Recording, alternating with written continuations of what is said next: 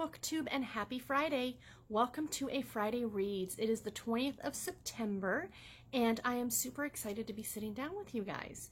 So last week's Friday Reads was mostly knitting, not so much the reading. So it might be, there is some more knitting content again this week because I've had some knitting fiascos this week, so I'll get into that in a few minutes, but let's of course start off with what I'm going to be reading this Friday and over the course of the weekend.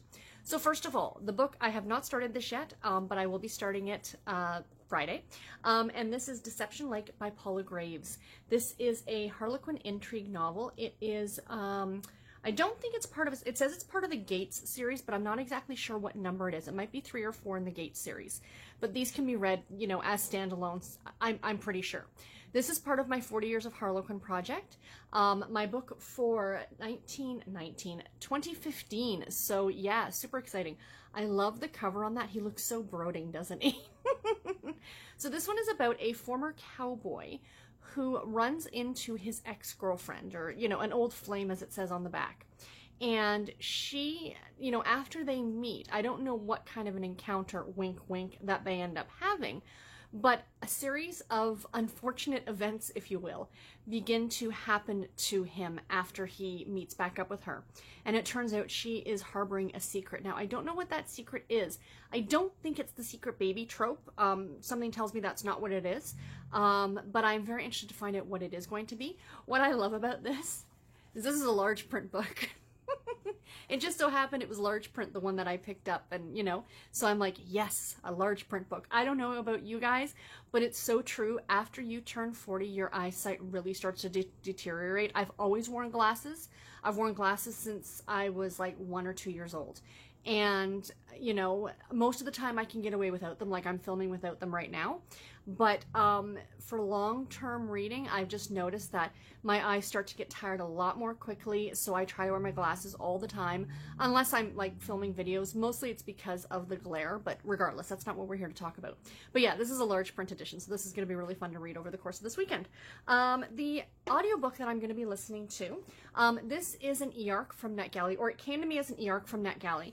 But I ended up, as I mentioned during my September TBR, that I used some of the plethora of credits that I had in order to get myself some of the arcs on audio. And this is one of them. And this book came out on the 17th, so it came out this Tuesday that just passed. And it is Met Her Match by Jude Deveraux. I am so excited about starting this one.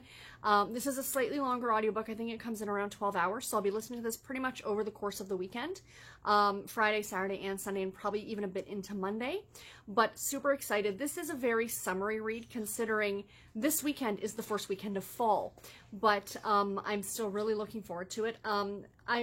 I decided to read just a tiny, tiny little bit here from the back of the book, just to kind of give you guys an idea what this one's about. It says, set in the beloved fictional town of Summerhill, Virginia, Met Her Match examines the tensions between the wealthy townspeople, the summer vacationers, and the working class people who keep the town and resort running.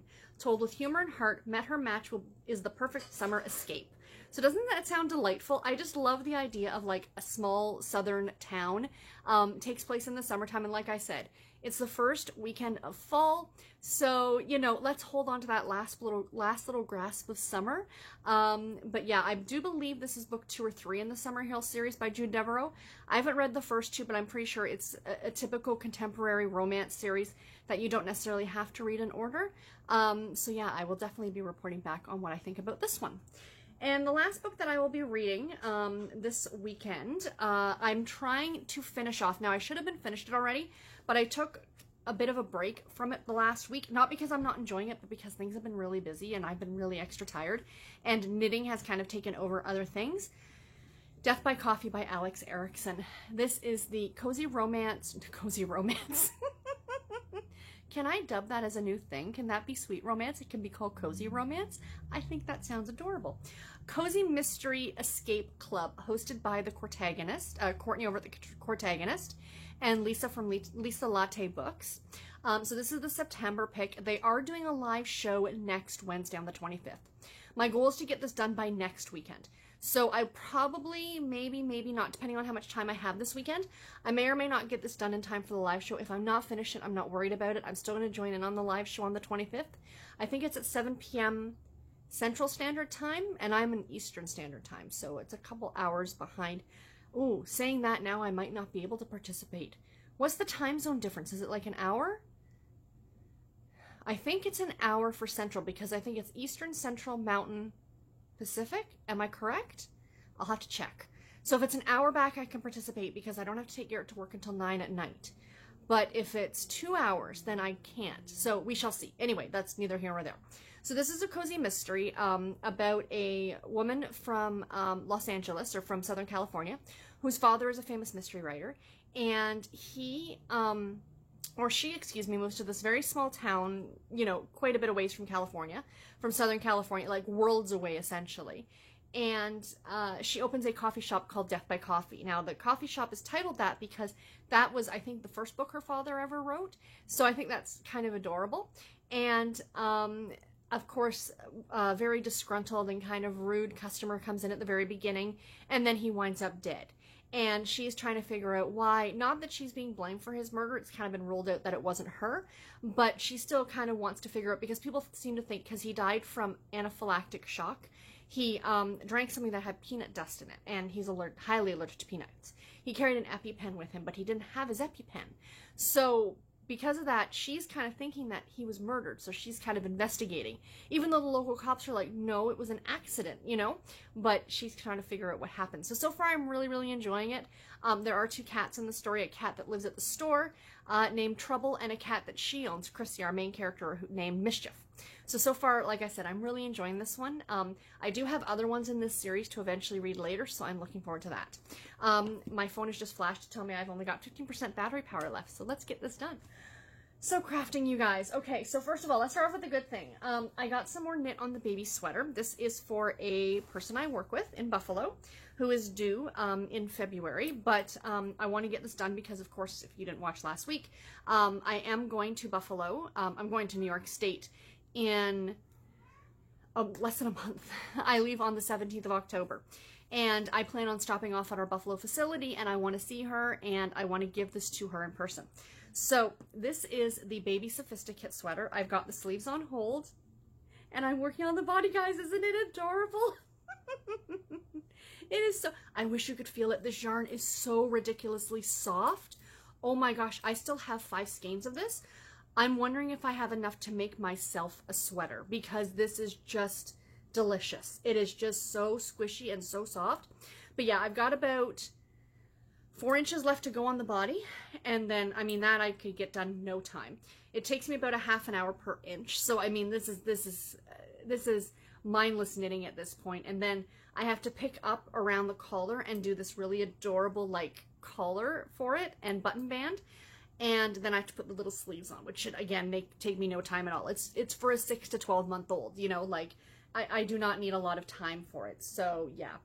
But luckily, I do not have a lot to do on this, or this is not going to take me a lot of time, because knitting mishaps this week, you guys. Oh my gosh, I'm mad, but I should have seen it coming, because I had an inkling.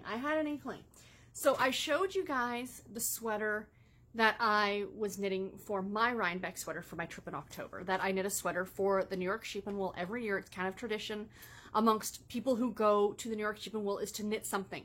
Friends and I have joked years before that we're going to knit like lip gloss holders, just something small. But I've always knit a sweater. I have never not had a sweater. I've had one year I had it that it wasn't 100% complete, but I still wore it.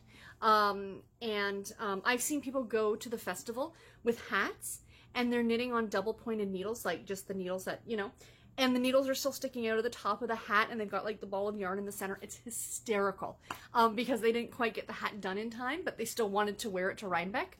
So I had the sweater that I've shown you guys for the past month or two, and it's the blue one with all the different like shades of blue. Like it's the So Faded, I think is what it's called.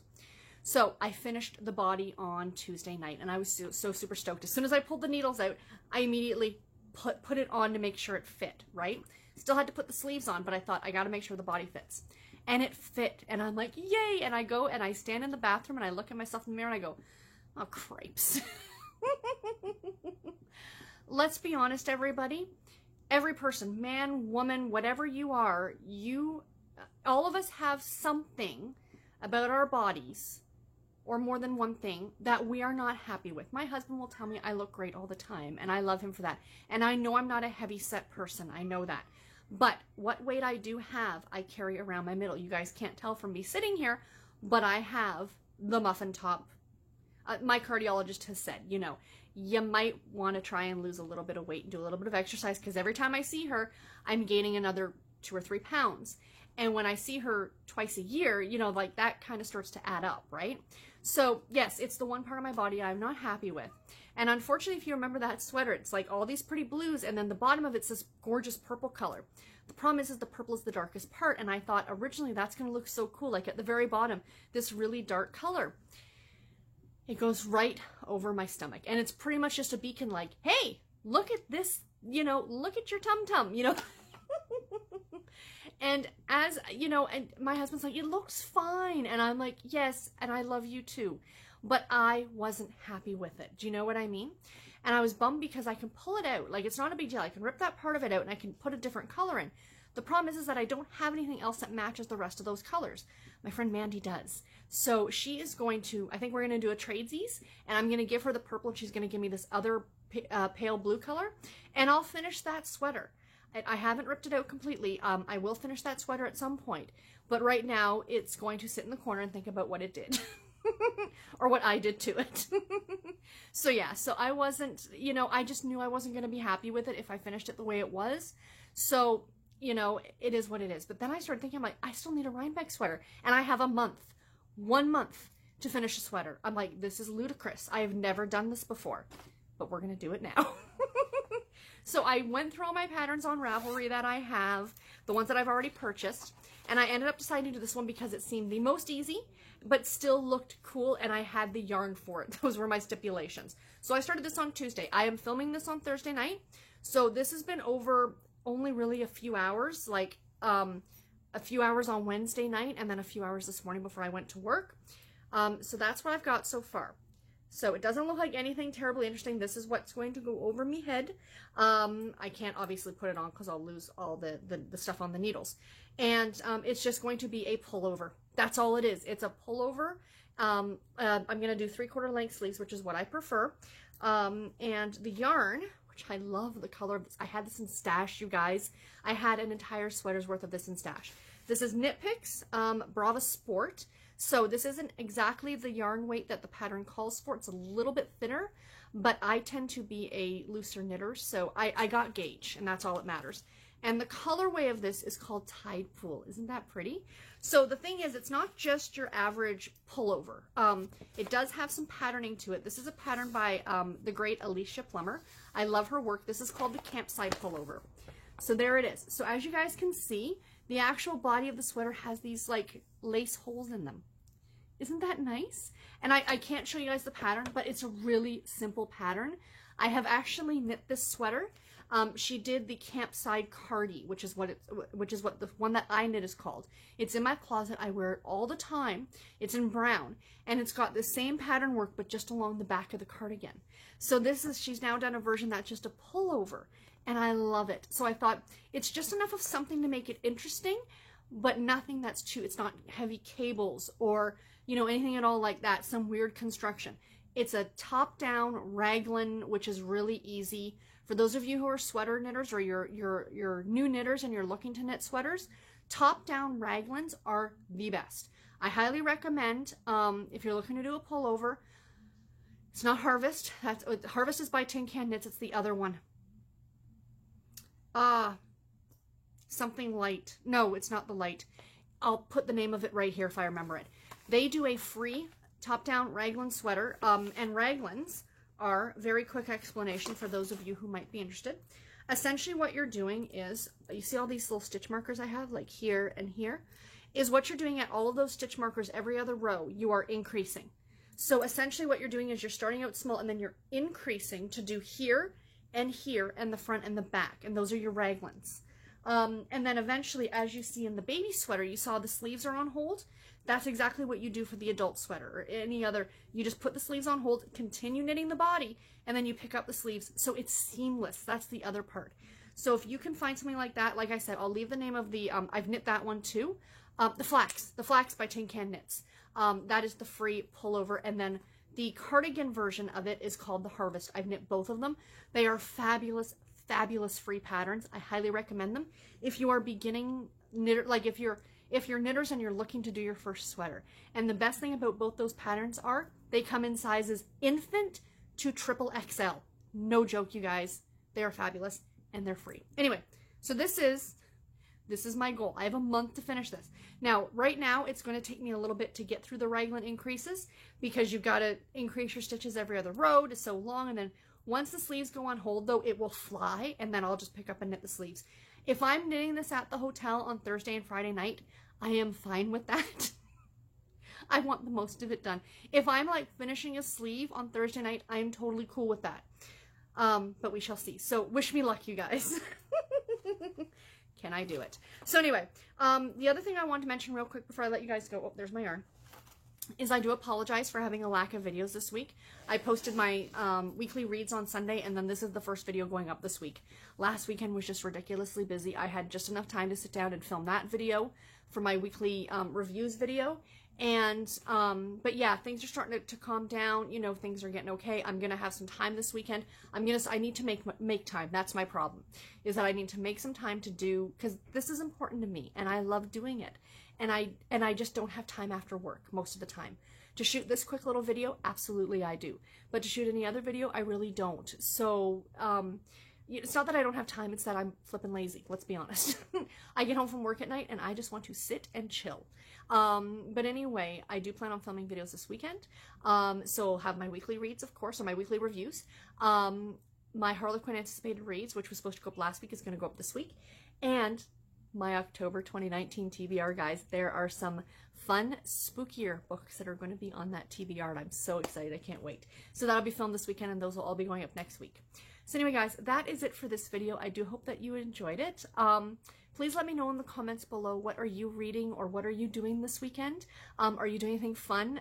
Any fall harvests, or, you know, any of those harvest fairs or anything in your area? I know there's going to be a couple here, and I'm really I'd like to go to one, but you know, Garrett sleeps all day, so I might have to see if my mom wants to go, because that might be fun too. But yeah, but anyway, guys, that is all that I have. Until my next video, everybody, take care and happy reading. Thank you all so much for watching. Bye, guys.